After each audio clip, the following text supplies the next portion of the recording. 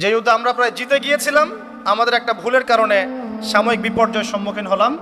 আমরা উহুদের সাময়িক বিপর্যয়ের সম্মুখীন হলাম, 70 জন সাহাবী শহীদ হয়ে গেল।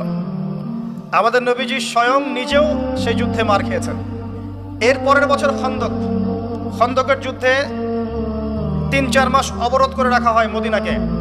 শেষমেশ তারা কিছুই লাভ করতে পারলো না, ফিরে চলে গেল। এরপর থেকে মুসলিমরা আক্রমণাত্মক যুদ্ধ শুরু করলো। একে একে বিভিন্ন গাজওয়া এবং সারিয়া হতে লাগলো। মুসলিমরা সমৃদ্ধ হতে লাগলো, সম্পদ বাড়তে লাগলো, জনবল বাড়তে লাগলো, অর্থনীতি সমৃদ্ধ হতে লাগলো, অস্ত্রশস্ত্র বাড়তে লাগলো। সব ডিপার্টমেন্ট থেকে আমরা রাইজ করতে লাগলাম। শুধু তাই না, পররাষ্ট্রনীতিও ইমপ্লিমেন্ট করা হলো। বিভিন্ন রাষ্ট্রপ্রধানদের কাছে চিঠি পাঠানো হচ্ছে। এর মধ্যে একবার নবী সাল্লাল্লাহু আলাইহি ওয়াসাল্লাম স্বপ্নে দেখলেন তিনি মক্কা তাওয়াফ করছেন, কাবা তাওয়াফ করছেন। সাহাবীরা বুঝে নিলেন যে আমরা মক্কায় যাচ্ছি। তারা মক্কায় যাওয়া শুরু করলেন। 1400 সাহাবী। হুদাইবিয়া নামক জায়গায় আটকে দেওয়া হলো, যাওয়া যাবে না, এই বছর ফেরত যেতে হবে, পরের বছর আসতে হবে। তোমাদের কেউ আমাদের দলে আসলে ফেরত দিব না, আমাদের কেউ তোমাদের দলে গেলে ফেরত দিতে হবে। আগামী 10 বছর আমরা কেউ কারোর সাথে যুদ্ধ করব না। আগামী বছর ওমরা করতে আসবে মাত্র 3 দিনের জন্য, কোনো অস্ত্র সাথে আনা যাবে না। সবগুলোতে নবীজি বললেন ঠিক আছে, ডিল, কোনো সমস্যা নেই। তারা ফেরত চলে গেলেন। ওই বছর ওমরা করা হলো না। নবীজি ফেরত গিয়েই খায়বার আক্রমণ করলেন। খায়বার ইহুদিরা ছিল, ইহুদিদেরকে পরাজিত করা হলো। খায়বার মুসলিমদের দখলে চলে আসলো। এর আগে আরো 2টা ইহুদি কমকে সেখান থেকে, মদিনা থেকে বহিষ্কার করা হয়। একটা বনু নাজির, একটা হচ্ছে বনু কাইনুকা। আর খন্দকের যুদ্ধে বহিষ্কার করা হয় বনু কুরাইজাকে। এরা সবাই খায়বার আশ্রয় নিয়েছিল। খায়বারকে আক্রমণ করে ইহুদিদেরকে আরব উপদ্বীপ থেকে বের করে দেওয়া। তার পরের বছর হচ্ছে মক্কা বিজয়। নবী সাল্লাল্লাহু আলাইহি ওয়াসাল্লাম মক্কা বিজয় করলেন। মক্কার সমস্ত মূর্তিগুলো ভেঙে ফেললেন। বেলাল রাদিয়াল্লাহু আনহু কাবা ঘরের উপর উঠে আযান দিলেন। নবীজি সবাইকে মাফ করে দিলেন। দলে দলে মানুষ ইসলাম কবুল করলো। সূরা নাসর নাজিল হলো, ইজা জা নাসরুল্লাহি ওয়াল ফাতহ। সূরা মাইদা 3 নম্বর আয়াত নাজিল হলো।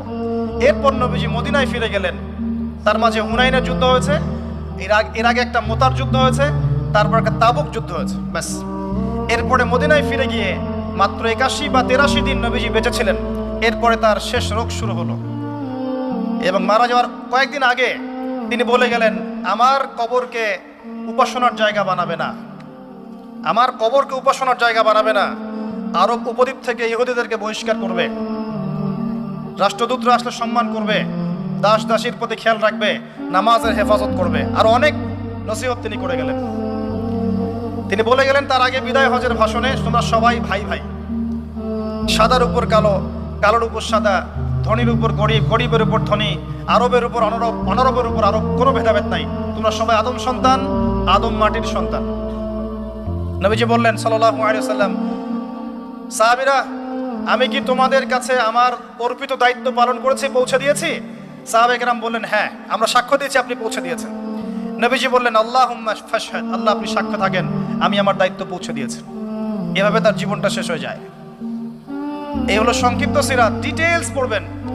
এর মধ্যে একটা ঘটনা, যখন কষ্টের মধ্যে ছিলেন নবী সাল্লাল্লাহু আলাইহি ওয়াসাল্লাম, তখন কিসের ঘটনা ঘটেছে? মেরাজ। এবং নবী সাল্লাল্লাহু আলাইহি ওয়াসাল্লামকে আল্লাহ পাক সশরীরে মেরাজ করিয়েছেন, ঘুমের মধ্যে নয়, সশরীরে। এই জায়গা থেকে আলোচনার বাকি অংশটা খুব ভালো করে বোঝার চেষ্টা করেন।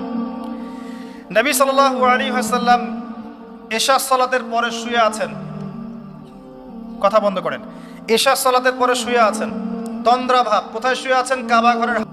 এগুলো সবগুলো বাস্তব সত্য ঘটনা। এটা নবী সাল্লাল্লাহু আলাইহি ওয়াসাল্লামের জীবনে ঘটেছে।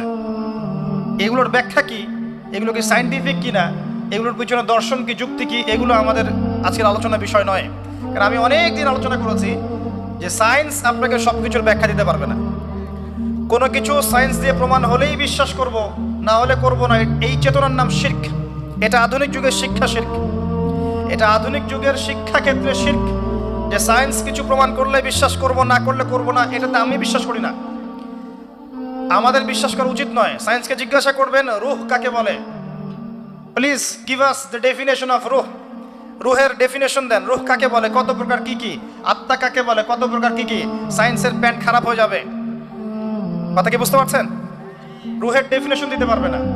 জিজ্ঞাসা করবেন স্বপ্ন কাকে বলে, মানুষের স্বপ্ন মাঝে মাঝে সত্য হয় কিভাবে, ব্যাখ্যা দিতে পারবে না। যদি বলেন মানুষ ঘুমায়, ঘুমের একটা পূর্ণাঙ্গ ব্যাখ্যা দেন, দিতে পারবে না। যদি বলেন কবরের আযাবের ব্যাখ্যা দেখ, পারবে না। জিন জাতির ব্যাখ্যা দেখ, পারবে না। মালায়েকার ব্যাখ্যা দেখ, পারবে না। তাদের দৌড় একটা জায়গা পর্যন্ত, সেটা হলো বিগ ব্যাং থেকে মহাবিশ্ব সৃষ্টি হয়েছে। সব কিছু কি ওখানে শেষ হবে? যে আগে কিছুই ছিল না, হঠাৎ বিস্ফোরণ হয়েছে, বাস পৃথিবী সৃষ্টি হয়ে গেছে। অনেক সিম্পল জিনিসের ব্যাখ্যাই সে দিতে পারেনি। তাহলে আমরা কেমন করে ধরে নিলাম যে সায়েন্স কিছু, এবং কলিজাটা বের করে একটা পাত্র আনা হয় স্বর্ণের, এর মধ্যে ঈমান এবং প্রজ্ঞা ছিল। ঈমান এবং প্রজ্ঞা কি, এর আকার আকৃতি কেমন, আল্লাহ ভালো জানেন। সবকিছু সায়েন্টিফিক হবে না যে কঠিন তরল বায়বীয়। কঠিন তরল বায়বীয় বাইরেও অনেক কিছু আছে যেটা সায়েন্স জানে না। কথা কি বুঝতে পারছেন? অনেক কিছুই আছে। কঠিন তরল বায়বীয় বাইরেও অনেক কিছু আছে যেটা সায়েন্স ব্যাখ্যা করতে পারবে না। ঈমান এবং প্রজ্ঞার এই পাত্রে কলিজাটা ডুবানো হয়, ধুয়ে পরিষ্কার করে আবার আগের জায়গায় ফিট করে দেওয়া হয়। আনাস রাদিয়াল্লাহু আনহু, বিখ্যাত সাহাবী, প্রায় 10 থেকে 12 বছর নবী সাল্লাল্লাহু আলাইহি ওয়াসাল্লামের খেদমত করেছেন। তিনি বলেছেন, আমি আল্লাহ রাসূলের বুকের মধ্যে এই যে বুক চিরে ফেলা, সিনা চাক, এই দাগটা আমি দেখেন নাই? টিভিতে অ্যাডভার্টাইজ দেখেন নাই? কে দেখে নাই? এটা তো সবাইকেই দেখতে হয়। কার চোখে পড়েনি? মনে হবে যে মানুষ খুব ভয় দেখাচ্ছে। এই যে ভাব, ওরা একটা ভাব নিয়েছিল। তো জিবরাইল আলাইহিস সালাম বোরাককে বলছেন যে শোনো, তোমার পিঠে মুহাম্মদ সাল্লাল্লাহু আলাইহি ওয়াসাল্লামের চেয়ে উত্তম কোনো মানুষ এখনো বসে নাই। আর মুহাম্মদ সাল্লাল্লাহু আলাইহি ওয়াসাল্লামের চেয়ে প্রিয় এবং সম্মানিত মহান কোনো ব্যক্তি আল্লাহর কাছে নাই। অতএব তুমি এত পার্ট নিও না। তখন বোরাক ঘামতে শুরু করে। আমি যে কথাগুলো বলছি এগুলো সহিহ বুখারীর মধ্যে আছে, সহিহ মুসলিমের মধ্যেও আছে, এবং অন্যান্য সিরাতের গ্রন্থগুলোর মধ্যে আছে। আমি এক জায়গায় করে কথাটা বলার চেষ্টা করছি। এরপর বোরাক ছুটতে শুরু করে। নবীজি বলছেন, বোরাকের ছোটার গতিটা এমন ছিল যে আমাদের দৃষ্টি যতদূর পর্যন্ত যায়, সে তার একটা পা অতদূর পর্যন্ত ফেলছে। আকাশ ভেদ করে যাওয়া যায়, এই যে কনসেপ্টটা কিন্তু নবী সাল্লাল্লাহু আলাইহি ওয়াসাল্লাম মেরাজের আগে কখনো হয়নি। একমাত্র ঘটনা। এতটুকু শুনেন, প্যালেস্টাইন হচ্ছে শেষ জামানার সবচেয়ে ইম্পর্টেন্ট জায়গা। সারা পৃথিবীতে যত জায়গা আছে, এগুলো চাইতে সবচেয়ে ইম্পর্টেন্ট জায়গা হচ্ছে শেষ জামানায় প্যালেস্টাইন বা ফিলিস্তিন এবং জেরুজালেম। সারা পৃথিবীর সমস্ত কর্মকাণ্ড আখিরুজ্জামানে এই জেরুজালেমকে কেন্দ্র করে হবে। এই কারণেই জিউসরা সেখানে ঘাঁটি গেড়েছে। এটাই সেই জায়গা যেখানে ঈসা ইবনে মারিয়াম ইসলামী খেলাফত কায়েম করবেন অচিরেই ইনশাআল্লাহ। এটাই সেই জায়গা যেখানে মাসিহুদ দাজ্জালকে হত্যা করা হবে। আর দাজ্জালের চেয়ে বড় কোনো ফিতনা এই উম্মার জন্য নেই। কোন সূরা আপনাকে বাঁচাবে দাজ্জাল থেকে? সূরাতুল কাহফ। জীবনে একবারও পড়েছেন? হাত উঁচু করেন। অর্থসহ পড়েছেন? আলহামদুলিল্লাহ। 10টা আয়াত, প্রথম 10, শেষের 10 মুখস্থ করতে হবে। আল্লাহ পাক তৌফিক এনায়েত করুন। তিনি গেলেন বাইতুল মাকদিস। সেখানে গিয়ে দেখলেন মসজিদের মধ্যে একজন ব্যক্তি সালাত আদায় করছেন। দেহের গড়নটা একটু লম্বা এবং চুলগুলো কোকড়ানো, কানের লতি পর্যন্ত, রুগ্ন একটু। তাকে বলা হচ্ছে ইনি হচ্ছেন মুসা আলাইহিস সালাম, সালাত পড়ছেন। এখন কিভাবে সালাত পড়ছেন, জীবিত না মৃত নাকি বারজাখে, আমরা ব্যাখ্যা করতে পারবো না। যা তিনি দেখেছেন তাই বলেছেন, আমরা বিশ্বাস করেছি। সামি'না ওয়া আতা'না। যেমনটা আবু বকর সিদ্দিককে বলা হয়েছে রাদিয়াল্লাহু আনহু, আপনি কি মিরাজের ঘটনা বিশ্বাস করেন? আল্লাহ রাসূল সাল্লাল্লাহু আলাইহি ওয়াসাল্লাম এক রাতের মধ্যে বাইতুল মাকদিস গিয়েছেন, সেখান থেকে আরশে আজিম, আবার ফিরে এসেছেন, ওযুর পানি গড়িয়ে পড়ছে। আবু বকর সিদ্দিক তিনি বলছেন, এর চাইতেও বড় কথা তো আমি বিশ্বাস করি, সেটা হলো আসমান থেকে কোরআন তার উপর নাজিল হচ্ছে প্রতিনিয়তই। যে আল্লাহ তার উপর কোরআন নাজিল করতে পারেন, তাকে আসমানে নিয়েও যেতে পারেন, এটা অবিশ্বাস করার কি আছে? এরপর থেকে তার নাম হয় কি? সিদ্দিক। তো গায়ের গড়নটা খুব বেশি লম্বাও না, খুব বেশি খাটোও না। নবীজিকে বলা হচ্ছে ইনি হচ্ছেন ঈসা ইবনে মারিয়াম। নবী সাল্লাল্লাহু আলাইহি ওয়াসাল্লাম আরেকজনকে দেখলেন যার গড়নটা হুবাহু নবী সাল্লাল্লাহু আলাইহি ওয়াসাল্লামের মতোই।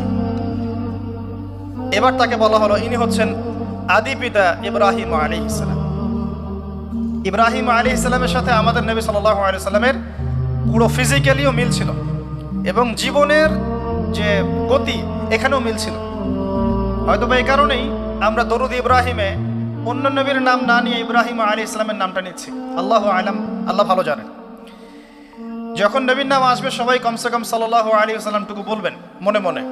এবার সেখানে নবী সাল্লাল্লাহু আলাইহি ওয়াসাল্লাম সমস্ত নবীদেরকে নিয়ে 2 রাকাত সালাত পড়লেন, তিনি ইমামতি করলেন। নবীদের ইমাম হচ্ছেন আমাদের নবী মুহাম্মদুর রাসূলুল্লাহ সাল্লাল্লাহু আলাইহি ওয়াসাল্লাম। আল্লাহ পাক আমাদের সবাইকে তার সুন্নাহগুলো আমল করার তৌফিক দান করুন। আমাদের প্রতিটা কাজ যেন তার সুন্নাহ মতো হয়, আল্লাহ পাক সে তৌফিক এনায়েত করুন। এরপর নবী সাল্লাল্লাহু আলাইহি ওয়াসাল্লামকে নিয়ে যাওয়া হচ্ছে আকাশে। প্রথম আকাশের দরজা আছে। এখন নাসা যদি আবিষ্কার করতে ব্যর্থ হয় আমাদের কিছু করার নাই, আকাশের দরজা আছে। ওরা যদি বলে জান্নাত জাহান্নামের ব্যাখ্যা কি, জান্নাত জাহান্নাম তো সায়েন্স প্রমাণ করতে পারছে না, তাহলে এগুলোর কি ব্যাখ্যা? আমরা বলবো এটা সায়েন্সের ব্যর্থতা। কথা বুঝতে পারছেন? আল্লাহ পাক কোরআনে বলেছেন জান্নাতের মাটি হবে সোনার, আছে না, সোনার, মতির, জহরতের। তো যদি কখনো দেখবেন সায়েন্স বলে যে হ্যাঁ এমন একটা গ্রহ পাওয়া গেছে পৃথিবী থেকে কয়েক কোটি আলোকবর্ষ দূরে, গ্রহের নাম হচ্ছে JNAXYZ.000 অমুক, এদের নামগুলো এমন ভয়ঙ্কর হয় আর কি, তখন দেখবেন বিশ্বের মানুষ বিশ্বাস করছে। করবে না বিশ্বাস? নিশ্চিত বিশ্বাস করবে। আমাদের পুরো চিন্তাটাই এখন এমন, সায়েন্স বললে হ্যাঁ আমি হ্যাঁ, ও যদি বলে না আমি না। 20 সেকেন্ড হাত দাও, 20 সেকেন্ডই। মাস্ক না বললে যাবে না, ভাইরাস যাবেই না, করতেই হবে। 3 ফিট দূরে দাঁড়াও, 4 ফিট দূরে দাঁড়াও, ও যা বলবে তাই। এটা শিরক। মসজিদের মধ্যে আমরা বানরের মতো নামাজ পড়ছি, জাস্ট লাইক ডঙ্কিস। 4 ফিট দূরে দূরে এক একজন, সুবহানাল্লাহ। মাঝখানে কি শয়তানের জন্য? বাকি সবখানে এক জায়গায় একত্রিত হওয়া যাচ্ছে। মসজিদে গেলে 1000টা রেস্ট্রিকশন। কি সমস্যা? সমস্যা কোথায়? চেহারা ঢেকে নামাজ হয় মসজিদে? বড় বড় ওলামায়ে কেরামের কাছে ফতোয়া নেন। একটা বিশ্বাস, একটা ভয়, একটা আতঙ্ক। আর কিছু কিছু মিডিয়ার কাজ হচ্ছে মানুষকে আতঙ্কিত করা। আজকে কয়টা মরলো, আজকে কয়টা আক্রান্ত হলো, আজকে কয়টা কি হলো। মানুষের সাইকোলজিক্যালি এমন, মানে বিগত 1 বছরে যতগুলো মানুষের সাথে আমি মুসাফা করেছি, এতদিন আমার কবরে থাকার কথা ছিল। প্রতিটা দিন, এই ইভেন এই মাহফিলের সিজনে প্রতিটা দিন মিনিমাম 100-200 মানুষের সাথে আমি মুসাফা করেছি, এবং সবাই এটা সাক্ষী। একটা দিন আমার জ্বর আসে নাই। এর কি ব্যাখ্যা দিবেন? সায়েন্স যদি এটাই বলে যে মুসাফা করলেই ভাইরাস হবে, মুসাফা করলেই ভাইরাস হবে, তাহলে আমার হইল না কেন? এর ব্যাখ্যা দেন। কোনো ব্যাখ্যা নাই। এরপরেও আল্লাহ বিশ্বাস করবে না, এরপরেও আল্লাহ বিশ্বাস করবে।